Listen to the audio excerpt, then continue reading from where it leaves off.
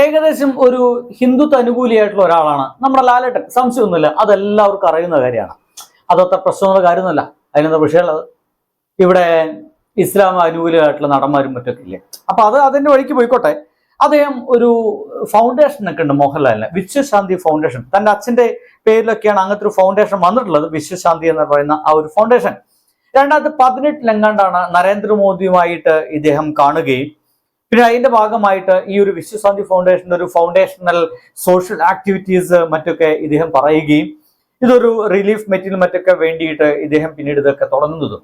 ഇപ്പൊ ഈ 2019 നമ്മുടെ കേരളത്തിൽ ഫ്ലഡ് മറ്റുണ്ടായ സമയത്ത് ഈ ഒരു സംഘടന ഭാഗമായിട്ട് അപാരമായ സംഭാവനകളും മറ്റൊക്കെ ചെയ്തിട്ടുണ്ട്. സംഘടനകളൊക്കെ എടുക്കട്ടെ.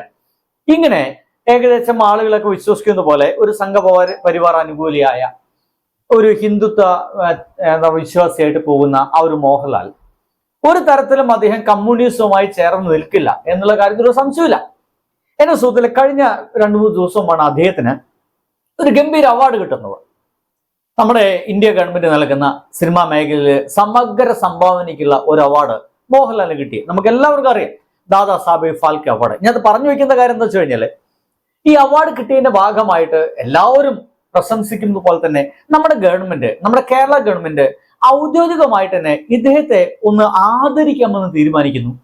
ആ ആദരത്തിന് ഒരു പേര് കണ്ടെത്തണം. എന്റെ സുഹൃത്തുക്കളെ, കമ്മ്യൂണിസ്റ്റുകാരായതുകൊണ്ടാണോ എന്ന് എനിക്കറിയില്ല, നമ്മുടെ ഗവൺമെന്റ് കണ്ടെത്തിയ പേരെന്തെന്നറിയാവോ? വാനോളം മലയാളം ലാൽ സലാം. ഇങ്ങനെയുണ്ട്. ലാൽ സലാം എന്നുള്ളത് ഇദ്ദേഹത്തിന്റെ സിനിമയൊക്കെ തന്നെയാണ്. ആയിക്കോട്ടെ, എന്തൊക്കെയാലും വാനോളം മലയാളം ലാൽ സലാം. അതില് വാനോളം സലാം എന്ന് പറയുന്ന ഒരു വാക്ക് മലയാളത്തിൽ അതിങ്ങനെ വേറെ കാണാനുണ്ട്. മലയാളം ലാൽ എന്നുള്ള സംഗതി കളറിൽ ഇങ്ങനെ കുറഞ്ഞിട്ടും വാനോളം സലാം എന്നുള്ളത് ഇങ്ങനെ വയറ്റിൽ ഇങ്ങനെ കൊടുത്തു കഴിഞ്ഞിട്ടുണ്ട്. മോഹൻലാലിനെ ആദരിക്കുന്ന പരിപാടിയുടെ പേര് പുറത്തുവിട്ട് മന്ത്രി സജി ചെറിയാൻ.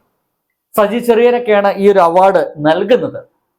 സ്വാഭാവികമായിട്ടും അദ്ദേഹത്തിന്റെ പേരൊക്കെ ഔദ്യോഗികമായിട്ട് പുറത്തുവിടലും മറ്റൊക്കെ ഇദ്ദേഹത്തിന് ചുമതലയാണ്. ഞാൻ പറഞ്ഞു വെച്ചത്, ഒരു തരത്തിലും കമ്മ്യൂണിസ്റ്റുകാരനാവാൻ സാധ്യതയില്ലാത്ത മോഹൻലാലിന്റെ ഒരു പരിപാടിക്ക് ലാൽ സലാം എന്ന് പറയുന്ന പേരിടാൻ കാണിച്ച ആ ഒരു ദദിനെയാണ്, ആ ഒരു ഔചിത്യ ബോധത്തെയാണ് എനിക്ക് ഭയങ്കരമായിട്ട് ഇഷ്ടപ്പെട്ടത്. തീർച്ചയായിട്ടും മോഹൻലാൽ അതിനെ എതിർക്കില്ല. ലാൽ സലാം എന്നുള്ള പേരിലോണ്ട് ഞാൻ വരില്ല എന്ന് പറയില്ല. ലാൽ എന്നുള്ള ഇദ്ദേഹത്തിന്റെ പേരാണ്, ലാൽ സലാം. സലാം എന്നുള്ളത് സാധാരണയായിട്ട് നമ്മൾ പറയാറുള്ളതാണ് അല്ലേ? എന്തിനേറെ നമ്മുടെ ഏതൊരു ക്ഷേത്രത്തില് സലാം ആരതി, ടിപ്പു സുൽത്താൻ ഓർമ്മിക്കാൻ വേണ്ടി സലാം ആരതി എന്ന് പറയുന്ന ആരതി അടക്കം ഉണ്ടെന്നാണ് ഞാൻ കേട്ടിട്ടുള്ളത്. അങ്ങനെയാണെങ്കിൽ ഇദ്ദേഹം ഇതിനെ എതിർക്കാൻ സാധ്യതയൊന്നുമില്ല. എന്നാലും അതിഗംഭീരമായിട്ടുള്ളൊരു പേര് തന്നെയാണ് പറയേണ്ടി വരും. വാനോളം മലയാളം ലാൽ സലാം. മോഹൻലാലിനെ ആദരിക്കുന്ന ഒരു പരിപാടിയുടെ പേര്. ഞാൻ പറഞ്ഞത്, ഒരു കമ്മ്യൂണിസ്റ്റ് ഗവൺമെന്റ് ആയതുകൊണ്ടാണോ ഇങ്ങനത്തെ ഒരു പേരിട്ടത് എന്നുള്ളതാണ് അല്ലെ? ഒരു കമ്മ്യൂണിസ്റ്റ് ഗവൺമെന്റ് ആയതുകൊണ്ടായിരിക്കില്ലേ ഇങ്ങനെയൊക്കെ ഒരു പേരുമായിട്ട് ഇവർ പുറത്തു വന്നത്? അല്ലെങ്കിൽ വേറെ ഒന്നിലൊക്കെ പേരായിരിക്കാനുള്ള സാധ്യത ഇല്ലേ? ആരായിരിക്കും ഈ ഒരു പേരിന്റെ പുറകിലുണ്ടായിരിക്കുക? ഏത് ടീമാണ് ഇങ്ങനത്തെ ഒരു പേര് സജസ്റ്റ് ചെയ്തിട്ടുണ്ടായിരിക്കുക? അത് ഏത് വ്യക്തിയുടെ തലയിലാണ് ഇങ്ങനത്തെ ഒരു പേര് വന്നിട്ടുണ്ടായിരിക്കുക എന്നൊക്കെ ഞാൻ ഈ പോസ്റ്റ് കണ്ടപ്പോൾ ഇങ്ങനെ ചിന്തിച്ചു പോയി. ഇറ്റ്സ് വെരി ഇൻട്രസ്റ്റിംഗ് എന്ന് മാത്രമേ എനിക്ക് പറയാനുള്ളൂ കേട്ടോ. എന്തായാലും ഭയങ്കര രസമുണ്ട് ആ ഒരു പേരിന്. വാനോളം മലയാളം അല്ലേ? നമ്മുടെ മലയാളത്തിന്റെ പേര് വാനോളം ഉയർത്തിയ എന്നർത്ഥത്തില് ലാൽ സലാം. വാനോളം ഉയർത്തിയ ലാൽ, അദ്ദേഹത്തിന് സലാം എന്ന പേരിലാണ് ആ ഒരു പ്രോഗ്രാം നടക്കാൻ പോകുന്നത്. എങ്കിലും പേര് തന്നെ ഇങ്ങനെ വ്യത്യസ്തമായ സ്ഥിതിക്ക് ആ ഒരു പ്രോഗ്രാമും അത് വ്യത്യസ്തമായിരിക്കുമെന്നാണ് എനിക്ക് തോന്നുന്നത് കേട്ടോ. എന്തായാലും പരിപാടി നടക്കട്ടെ, ഇതിനെ നമുക്ക് ബാക്കി സംസാരിക്കാം. അപ്പോൾ സുഹൃത്തുക്കളെ, നമ്മുടെ ചെറിയ ചാനലാണ്. നിങ്ങൾ ആദ്യമായിട്ട് കാണുകയാണെങ്കിൽ ഒന്ന് സബ് ചെയ്യണം.